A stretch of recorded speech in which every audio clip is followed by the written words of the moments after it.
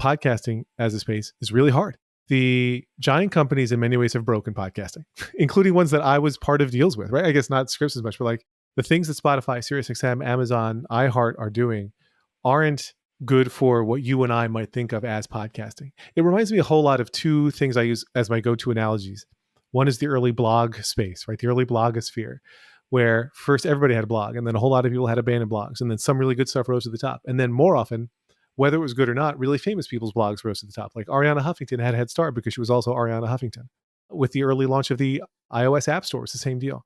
If you were early in that app store, you won the lottery. When there were 200 or 300 apps and they all had fees on them, basically, like people became app millionaires because that was it.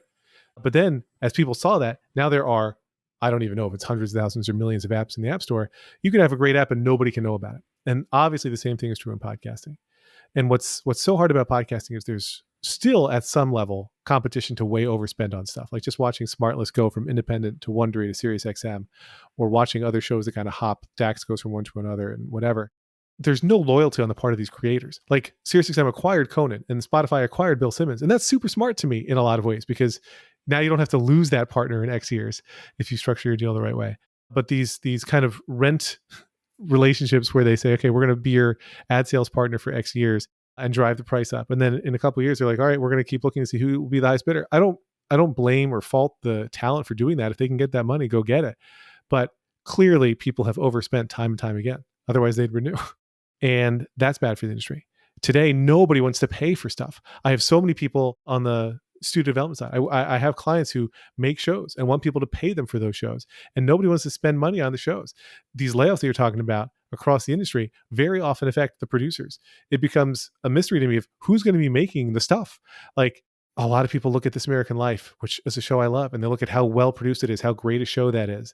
And they're like, we want to make something that sounds like that. But almost nobody can do that now outside of This American Life, because nobody can spend that kind of money on it. So all of that in the industry makes me sad. Also, all the video stuff in the industry makes me sad, because like comedians want to be rock stars and rock stars want to be comedians, and people who work in podcasting somehow now want to be TV people.